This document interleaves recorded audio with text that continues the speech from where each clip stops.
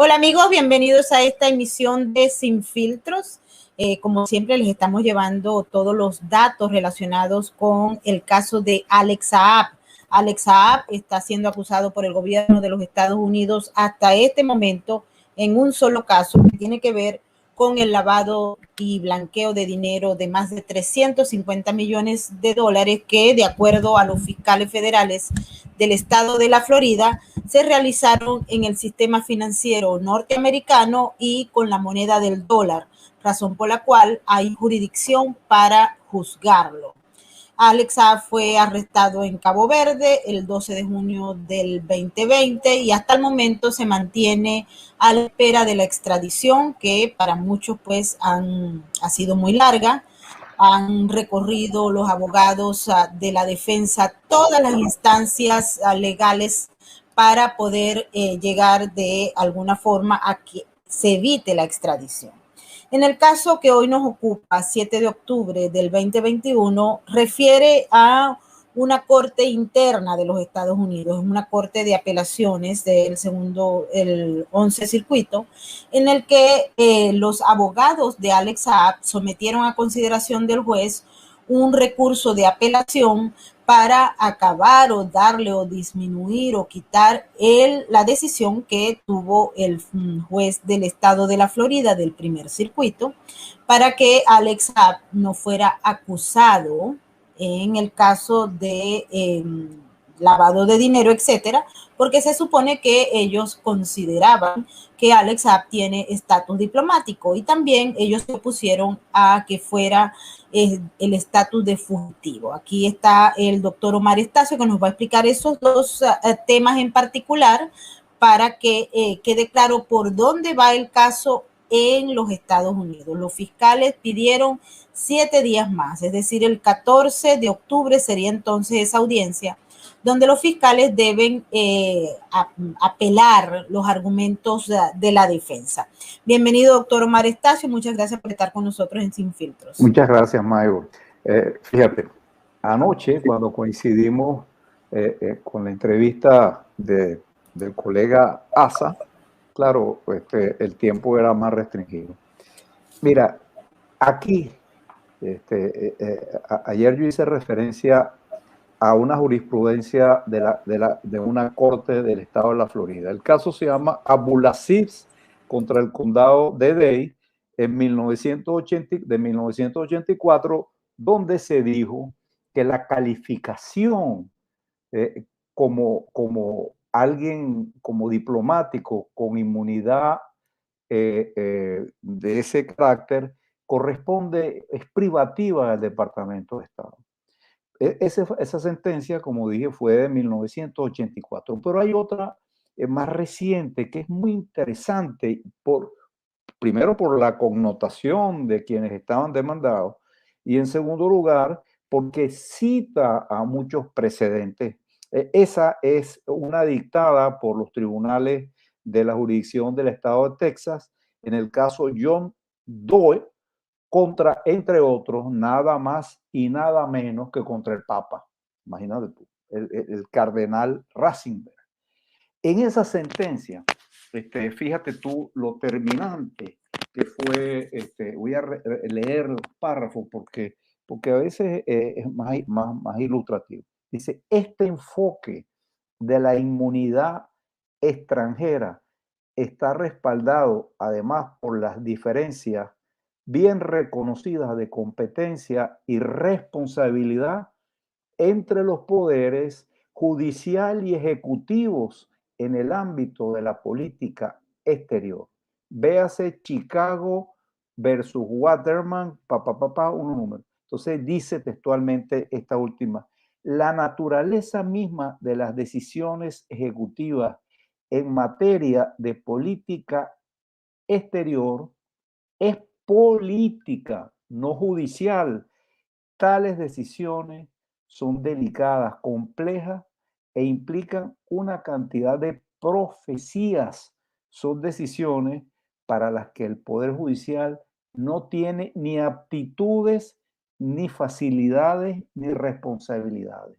Si el Departamento de Estado sencillamente le primero que aquí hay un manual que le indica a los funcionarios del Poder Ejecutivo qué tienen que hacer cuando se enfrentan con alguien que invoca inmunidad diplomática. Hay un manual y es bien casuístico. Bueno, ¿qué tiene que hacer un juez en este caso? En el manual dice, usted puede llamar las 24 horas del día porque el Departamento de Estado tiene un libro que se llama el Libro Blanco, que ahí dice quiénes están acreditados aquí en Estados Unidos. Entonces, si ¿qué tiene que hacer en este caso un juez?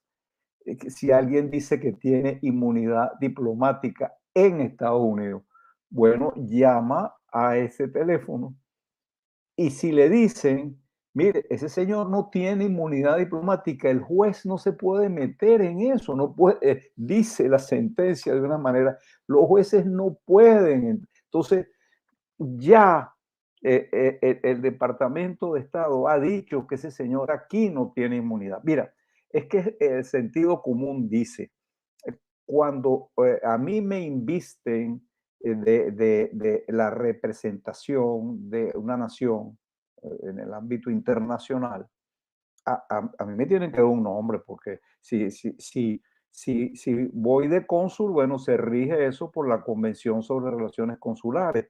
Si voy de embajador, por otra. Y si voy de enviado especial, hay otro instrumento, que es el Tratado Especial sobre misiones especiales.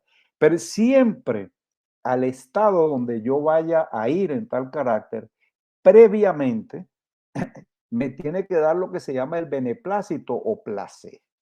Una vez que me lo das, surgen una cantidad de derechos y tal.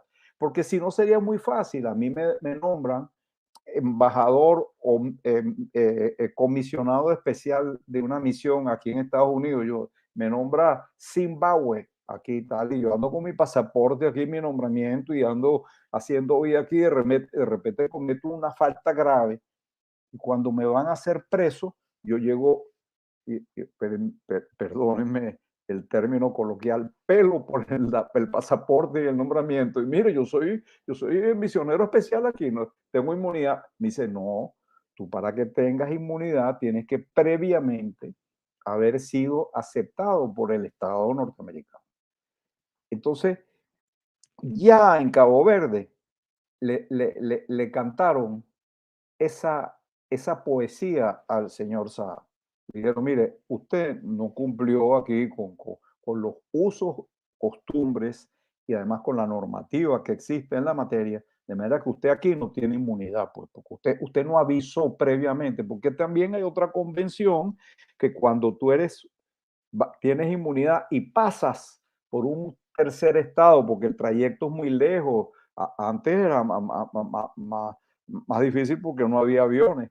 Pero bueno, si tú vas a hacer un toque técnico en un determinado estado, que es un tercer estado en relación a donde tú tienes tu misión, tú tienes inmunidad en ese tercer estado donde haces el toque técnico, pero tienes también igualito que avisarle antes.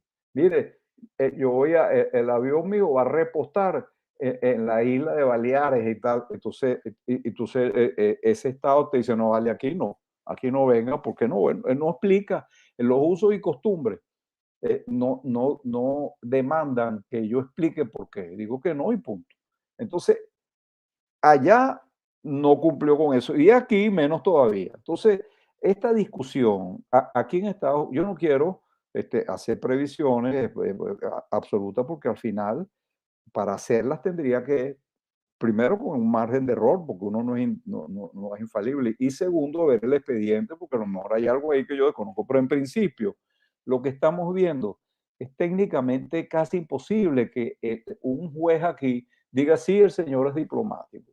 Entonces, aquí lo llaman defensas frívolas, porque eso tiene un nombre procesal aquí, cuando tú alegas, a mí una vez, cuando yo estaba empezando en este oficio, me dijo un abogado de mucha más experiencia que yo, me dijo, mire, el peor alegato es el que no se hace, usted alegue a ver si pega. Bueno, está bien, desde ese punto de vista, yo no diría que es frívola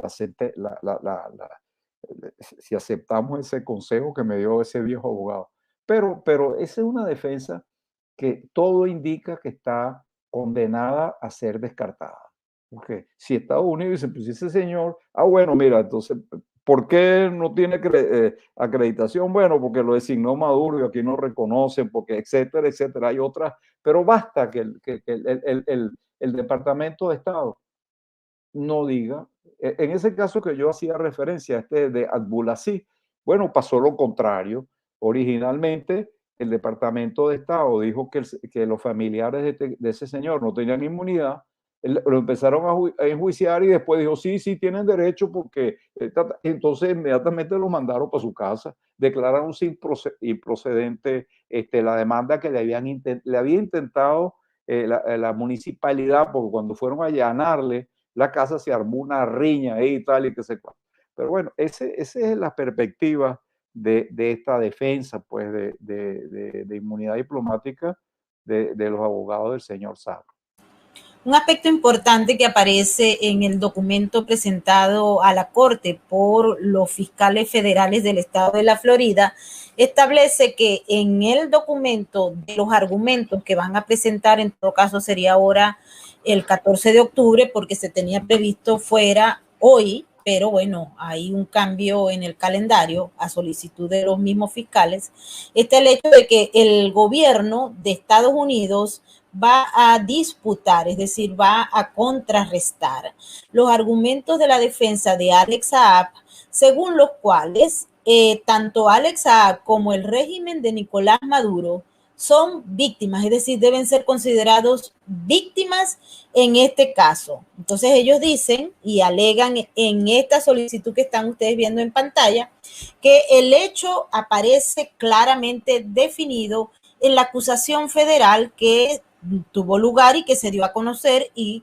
a través de la cual la Interpol y las autoridades arrestaron a Alex Saab en Cabo Verde el 12 de junio del 2020. Es decir, ellos dicen, nosotros no tenemos que alegar nuevamente, sin embargo, dentro del marco de esos 7 argumentos que presenta la defensa de Alex Saab para tumbar el caso, es decir, para tumbar la decisión del juez de primera instancia de Miami, del distrito sur de la Florida, es el hecho de que ellos consideran que la acusación no debió haberse dado en los términos que se dio porque él goza de inmunidad diplomática. Y 2, ellos dicen en esos argumentos que tanto Alex Saab como el régimen de Nicolás Maduro son víctimas de la acusación por parte del gobierno de los Estados Unidos. Y los fiscales hacen hincapié en esta moción que presentaron a la Corte de Apelaciones para decir, bueno, nosotros estamos aquí y, bueno, no sabemos la razón, porque realmente ellos no dicen, sino que tienen que argumentar las posiciones que tiene la moción de la defensa, es decir, el recurso de apelación como tal, con una serie de elementos que ellos están preparando. Es decir, el fiscal dice, nosotros todavía lo estamos preparando, había un mes para ello, no sabemos por qué en ese mes no lo hicieron. Hay que recordar que el fiscal principal del caso de Alex Saab en la Florida renunció. Y cuando renunció, pues nombraron a estos otros nuevos fiscales, que fue a raíz de lo cual, pues ellos han solicitado una ampliación de los términos. Vale la pena recalcar que en el caso del comunicado de la defensa del día de hoy, ellos señalan que estos argumentos tienen que ver algo con Cabo Verde directamente. Pero a línea cierta, cuando uno lee los documentos, él está arrestado en Cabo Verde, pero esto es un caso que es interno del circuito de allá de la Florida. Es decir, no, pareciera que no tiene nada que ver una cosa con la otra, a pesar de que existe una insistencia por parte de los comunicados de la defensa de ligar un caso con otro. Entonces quisiera saber, Omar, si tú le puedes explicar a nuestra audiencia o sea, la insistencia es para enredar un caso que ya tiene la extradición decidida a través de la Corte Suprema de Justicia de Cabo Verde, o es que esto se puede mezclar una cosa con la otra. Adelante. Bueno, mira, en primer lugar, los tribunales locales no tienen jurisdicción para entrar a decidir si la extradición en Cabo Verde fue bien o mal otorgada. Eso tiene lo que llamamos en latín res judicata, cosa juzgada. Eso fue un acto soberano allí. En otras oportunidades que hemos conversado en este medio, yo he hecho referencia al principio que rige aquí en Estados Unidos, que es la mala captus bene detentio. Eso se traduce en castellano, mala captura, buena detención. En este caso no hubo ninguna de las dos cosas, pero se ha dado el caso, pues, que alguien es detenido, privado de su libertad. En el caso más famoso que marcó aquí fue el de Álvarez Machaín, que era como un médico que estaba al servicio de un cártel mexicano, que estaba encargado de supervisar las torturas, imagínate tú, que le hacían los integrantes del cártel a sus adversarios. Y en ese trajín de ese doctor, bueno, mataron a un funcionario de la DEA. Entonces se produjo una situación que, bueno, es muy larga contarla, pero ese principio no solamente se aplica en Estados Unidos, en otro caso muy emblemático se aplicó, que fue más arbitrario que la pretendida mala captus de Álvarez Macaín, que fue el del célebre Carlos Illich, el Chacal, que se lo trajeron de Khartoum, unos comandos franceses. Eso sí, lo secuestraron por todo el cañón. Y vamos a decir, lo aflojaron en Orly, en París. Eso llegó hasta el Tribunal de Estrasburgo, que es el Tribunal de Derechos Humanos de la Unión Europea, y ese tribunal, que tiene una gran reputación en materia de derechos humanos, aplicó ese procedimiento. Sí, bueno, a lo mejor, les dijo en pocas palabras, a lo mejor la captura no fue muy ortodoxa, pero al señor Illich Ramírez se le presentó ante un juez posteriormente, se le dieron todos sus derechos. Entonces, aquella mala captus es una bene detentio porque él ha sido juzgado de acuerdo con unos parámetros satisfactorios, pues. En este caso, se aplicaría lo mismo. En el supuesto caso que hubiese habido mala captus en Cabo Verde, ya eso es un clavo pasado. Aquí no se puede jugar esa mala captus de acuerdo con ese principio al cual estoy haciendo referencia. Hay una parte de la moción donde el gobierno señala que ya ellos tienen listos unos documentos que son bastante largos, al menos eso es lo que dice el gobierno. Es un borrador de una serie de argumentaciones que son bastante largas y que parecieran estar completadas. Sin embargo, es necesario destacar, según la moción, que el fiscal debe completarlo, el documento, para someterlo a consideración de la Corte de Apelaciones en la sección criminal y revisar y que el mismo sea aprobado por los superiores. Este es un fiscal auxiliar, hay que recordar esto, ¿no? Y dice que ellos reconocen que la moción que se ha presentado, en el sentido de que ellos necesitan 7 días más y que se presenta de acuerdo a la regla 31.2, que por lo general estos casos, cuando son negados, acarrean problemas para el sistema de justicia de los Estados Unidos, porque ellos necesitan como presentar todo de la manera más propia y más clara posible, razón por la cual ellos consideran que el gobierno tiene derecho a una extensión que no exceda, en este caso, de una semana. También los fiscales federales del estado de la Florida señalan que ellos habían estado conversando con uno de los abogados de Alex Saab, que se llama David Rifkin, y que ellos desde un principio obviamente se habían opuesto a la solicitud por parte del gobierno de los Estados Unidos de una nueva prórroga. ¿Qué pasa con esto? Y volvemos al tema porque hay mucha gente que está confundida en relación a este asunto. Cuando se dio a conocer el tema de Alex Saab y de esta nueva apelación, es decir, de la nueva prórroga que se presentaba, mucha gente dice, bueno, esto va a retrasar el envío de Alex Saab, si es que lo envían, a los Estados Unidos. Este caso, como decimos, es interno de los Estados Unidos, es una corte de apelaciones de los Estados Unidos, donde la defensa, debido a la decisión que tomó un juez en la Florida, fue a la corte de apelaciones, que eso es lo normal que ocurra, o sea, ocurrió, imagínense, con el Chapo Guzmán. Los abogados fueron a apelar la sentencia de cadena perpetua más otra cadena perpetua, y ellos fueron a apelar. Ahora, nadie sabe si en apelaciones los jueces, por lo general es un panel de 3 jueces, van a decidir si el Chapo Guzmán va a salir o no de la cárcel porque tuvo un juicio que no se adapta a lo establecido en las reglas según los abogados de Chapo Guzmán. En este caso ellos dicen, los abogados de Alex Saab dicen, este caso no puede proceder porque hay este fallos, es decir, 7 argumentos que presentaron ante la apelación para que los 3 jueces decidan qué es lo que va a pasar con eso.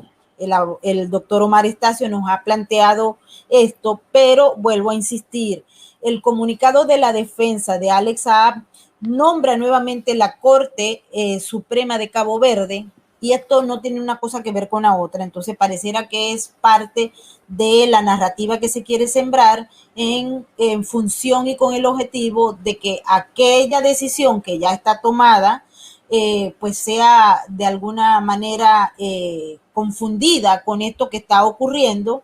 Los abogados de Alex Saab en el comunicado 1 rechazan la decisión de la fiscalía de solicitar una semana más. Ellos consideran que este elemento va en contra de los derechos de Alex Saab. También dicen que es una manera que los fiscales están teniendo para tratar de evidenciar algo que ellos no tienen evidencia, y es decir, según los abogados de Alex Saab, a lo mejor ellos quieren manipular la opinión pública porque lo han hecho desde el principio, ellos quieren hacer ver que las solicitudes de prórroga por parte de los fiscales es porque los fiscales no pueden sustentar el caso para el juicio de lo que se representa la acusación que hay en estos momentos. El diario El Tiempo, por cierto, publicó una información según la cual hay otra investigación sobre el caso de Alex Saab, pero hasta el momento eso puede ser una investigación según las fuentes confirmadas por El Tiempo, pero desde el punto de vista jurídico, formal, existente en estos momentos, hay una sola acusación, y esa acusación tiene que ver con esos 350 millones de dólares. Ante este caso hay personas en custodia y personas que ya están a punto de recibir una sentencia. En la otra que abre El Tiempo, esto no se conoce todavía formalmente, ¿ok? Adelante, Omar. Bueno, mira, en relación con el señor Saab, han surgido unas especulaciones nuevas en relación con este segundo caso que habla el periódico El Tiempo. Y también ayer, creo, o anteayer, salió que con estos papeles de Pandora, etcétera, etcétera, ha surgido la figura de Alex Saab. Bueno, yo no voy aquí a defender a Alex Saab, ni mucho menos, ¿no? Pero estas acusaciones no pueden ventilarse aquí contra Saab. ¿Por qué? Bueno, porque uno de los principios que rigen las extradiciones es que cuando yo extradito a alguien por un delito y mando a esa persona a otro estado, en ese otro estado no lo pueden juzgar por delitos diferentes a aquellos que yo lo juzgué en la extradición. En este caso específico, Cabo Verde otorgó la extradición de Saab por estos delitos de supuesto blanqueo de capitales que todos conocemos, que uno es el del caso del profesor de la Universidad de Miami, y en este otro, pues en el caso donde él aparece con su socio Álvaro Pulido, etcétera, etcétera. Pero estos nuevos casos de un supuesto lavado de dinero en Hong Kong y cualquier circunstancia que emerjan de los papeles de Pandora no pueden ser juzgados aquí en Estados Unidos dentro del proceso de SAP, a excepción, porque todo puede ser posible, que Alex Saab renuncie a ese privilegio que le da, o puede pasar, cosa que es poco probable, que se ventile el juicio, Alex Saab salga inocente y en lugar de irse, no sé, para donde le guste, para Rusia, se quede por aquí, tal, en los Estados Unidos. Entonces, en ese caso, si se queda más de un tiempo, le dice, te quedaste aquí, entonces te juzgo. Hay una cuestión muy importante que dentro de este submundo del delito y la policía y estos eh, eh, eh, controversias, en este segundo caso de Hong Kong, se vincula a uno de los hijos de Alex Saab, que según entiendo es un hombre joven, quizás no tiene más de 30 años, que podría entrar eventualmente en una negociación, podría darse el caso. No lo veo muy claro, pero podría. Pero lo que sí puedo afirmar con propiedad es que Saab no puede ser juzgado en este momento ni después por estos supuestos nuevos delitos. Sí, bueno, en eso estamos claros porque pues hasta el momento, y de hecho los fiscales son muy claros al respecto, ¿no? Se sabe que hay bastante especulación porque el tema de Alex Saab es mediático.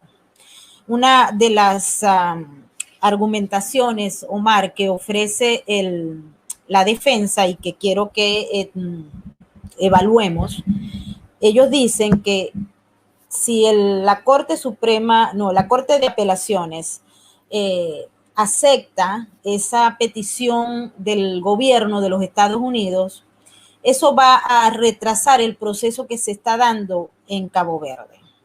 Y ellos argumentan para afirmar eso, que en este caso en particular, si la Corte de Apelaciones le da la razón a los abogados de Alex Saab, y aparece entonces la decisión de que el gobierno de los Estados Unidos o la Corte de Apelaciones como tal reconozca la inmunidad diplomática de Alex Saab, entonces esa extradición sería denegada porque no podría darse, porque no pueden aplicar todo lo que es la parte de inmunidad diplomática a una persona que está acusada y que no posee esa inmunidad diplomática, que es lo que ellos apelan. Entonces ellos dicen además que no solamente influye en la decisión y en la toma de acciones por parte de las autoridades de Cabo Verde, ellos dicen que los 30 días ya fueron como que demasiado y se le otorgó al gobierno porque ellos no sabían exactamente qué era lo que estaban haciendo, porque los fiscales eran nuevos, etcétera. Pero ahora dicen, esta nueva prórroga de 7 días es altamente perjudicial por las razones que nosotros estamos exponiendo, y es el hecho de que ya se ha acabado el tiempo y pareciera que es un prejuicio exacerbado el retraso y el retraso y el retraso de este caso en los tribunales de los Estados Unidos. Ellos plantean que además hubo como una especie de mal comportamiento en relación a los fiscales porque ellos decidieron meter la moción un minuto antes de que cerrara el sistema para que no se diera la audiencia en el día de hoy, razón por lo cual ellos señalan que el juez no solamente debe rechazar, sino que debe como que alarle las orejas a esos fiscales por estar jugando con un tiempo que es muy preciso en relación al caso de la extradición. No sé si tú puedes opinar sobre este tema, Bueno, Mara. a mí me da la impresión que ellos están tratando de armar una defensa que, que va a plantear cuestiones muy interesantes, que es la pretendida persecución política de Saab por parte de las autoridades norteamericanas. Esa sería una defensa de fondo, decir, mire, yo no soy aquí un preso por un delito ordinario, sino soy un preso político, dado mis vínculos con el gobierno de Venezuela o el régimen que encabeza Nicolás Maduro y la situación de animosidad que existe entre Estados Unidos y el señor Maduro y su régimen. Pues. Este, eso se ventiló ya en Cabo Verde, si él era un perseguido político. Y en Cabo Verde lo descartaron. Declararon que no era ningún que eso no era un delito político. Los delitos políticos, hay unos que tienen una frontera muy bien delimitada. Si, por ejemplo, yo intento derrocar al gobierno de Maduro y me agarran preso, bueno, es un delito típicamente político. Si en el interín logro evadirme y me voy a otro país, lo más probable es que niegue mi extradición porque van a decir, mire, este lo van a juzgar por un delito típicamente político. Pero hay veces, se puede dar el caso, de delitos comunes que están estrechamente vinculados con, con la actividad política. Bueno, se da mucho, por ejemplo, los casos de aquellas personas que cometen asaltos bancarios para ese dinero emplear. Entonces ahí la línea divisoria ya entra en el criterio del juez que está conociendo el caso. Hay delitos que no se aceptan, por lo menos el magnicidio, que sería un delito eminentemente político, no se acepta por la normativa internacional que yo trate de matar a un presidente o lo mate y digo, bueno, es un delito político. No, se no se acepta porque ya se considera que es un delito de terrorismo. Yo creo que ellos están armando, tratando de armar un caso político aquí. Quién sabe si esa misma designación de Alex Saab como participante en la mesa de diálogo de México, quién sabe si esta cantidad de manifestaciones que han promovido cuando el caso estaba en Nigeria, en el tribunal de la CEDEAO, bueno, ahí salieron uno tal de nigeriano diciendo que Saab y tal y en Venezuela. Quizás yo no creo que le vaya a sonar la flauta, ¿no? Porque el caso que le están, por lo cual están juzgando aquí a Saab, en primer lugar, es un caso de delincuencia organizada, que es un delito grave en el ámbito internacional. Hay que recordar que existe un tratado internacional que es la Convención de Palermo, en la cual se equiparan prácticamente los delitos de delincuencia organizada con los de terrorismo. Entonces, allí la calificación de delito político, caramba, y además en el ámbito temporal, los delitos que se le imputan a Saab en Estados Unidos fueron mucho antes de la supuesta investidura diplomática de él, de manera que en aquel momento él era prácticamente un señor desconocido y ni siquiera el Estado venezolano ha alegado en esta cantidad de recursos que se ejercieron en Cabo Verde que en aquel entonces que él habría cometido estos delitos de blanqueo aquí en Estados Unidos, él era un político, no era político en esa época. De manera que esa es una defensa que, bueno, es muy plausible, bueno, para eso son los abogados, pues, defensores, pero yo no, eh, eh, eh, todos están buscando, es el caso de Carvajal, también allá está buscando que lo califiquen de perseguido político, que, bueno, es una defensa que bueno, es normal dentro de lo que cabe. Pues. Hablando del Pollo Carvajal, vamos a aprovechar estos últimos minutos de transmisión para recordar dónde anda el caso del Pollo Carvajal y si es que algún día lo van a extraditar a los Estados Unidos. Hay muchos que dicen que no y otros dicen que, bueno, que guardan la esperanza. Pero el juez de la Audiencia Nacional le dio a Hugo Carvajal, a la defensa, un tiempo más. que era lo que él estaba buscando, para que Carvajal aporte las pruebas. Estas son hasta el 12 de octubre, como que van ahí con el caso de Alex Saab.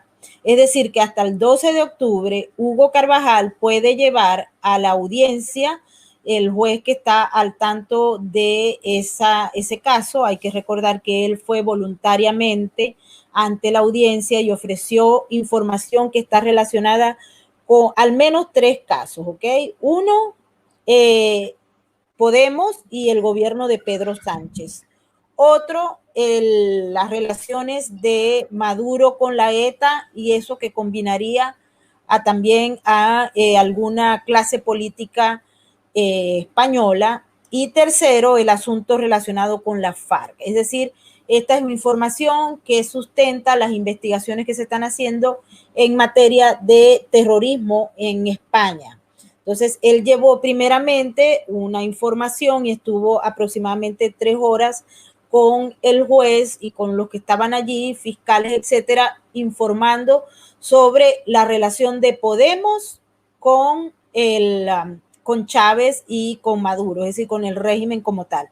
Y la última información que se da a conocer a través de un reporte de Debate y otra de Libertad Digital, que son 2 medios en España, ellos hablan de que Hugo Carvajal habría dicho que Petróleos de Venezuela es la caja chica del chavismo para realizar pagos irregulares a partidos políticos y organizaciones terroristas. La caja chica se usa en la expresión, bueno, aquí está explicando que es una caja chica para nosotros los venezolanos. Y entonces se habla del hecho de que hubo una entrega a Juan Carlos Monedero, que es uno de los fundadores de Podemos, de Unidas Podemos, junto con Pablo Iglesias y compañía. A Juan Carlos Monedero se le habían entregado 200.000 euros.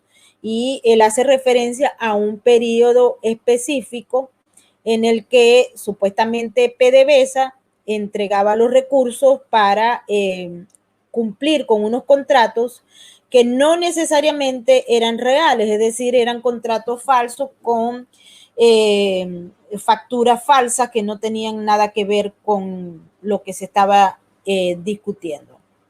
Y el juez entonces decidió darle hasta el 12 de octubre. En un principio el plazo vencía el día lunes o martes, pero hay una especie de fiesta ya en España y eso permitió que el caso rodara un poco más. Pero en todo caso, más allá de todos los argumentos que se están presentando, ¿cómo ves tú, Omar, la posibilidad de que España envíe al Pollo Carvajal, a pesar de que ya esa extradición también está aprobada, pero bueno, en España aprueban las cosas y no ocurren, ¿no? Bueno, el Pollo Carvajal ha abierto 3 o 4 frentes procesales, pero a mí me llama la atención el último que tú acabas de mencionar.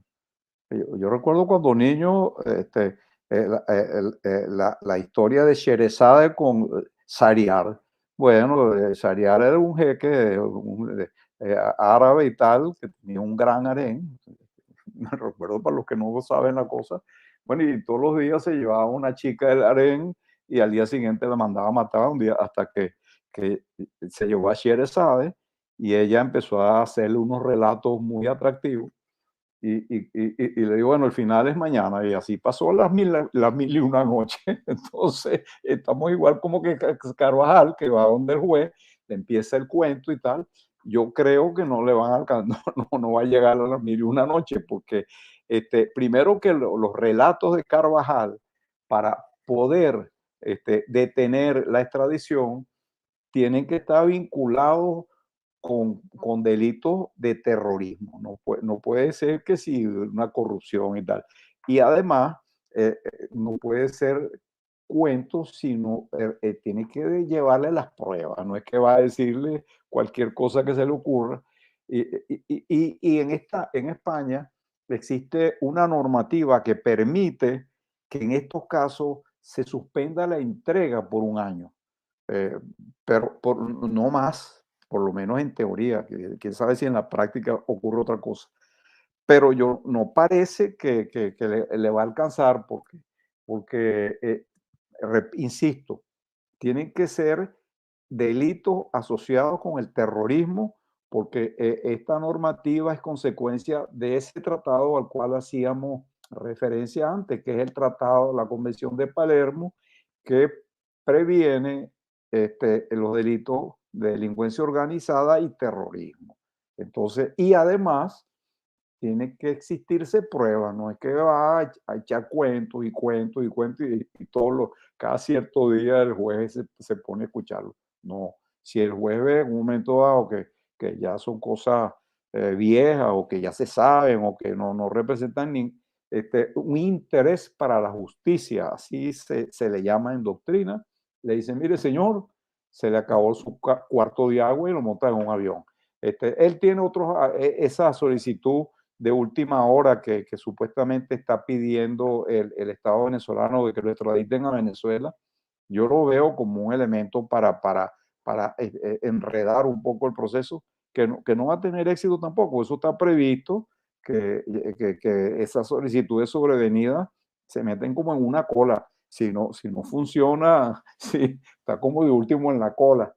Él va, que eso lo vimos aquí, él va en el caso de que le negó el asilo, va a agotar una jurisdicción interna, va a agotar y va a acudir, lo más previsible, que vaya al Tribunal de Estrasburgo, o que es el Tribunal de Derechos Humanos de la Unión Europea, y pida medidas cautelares.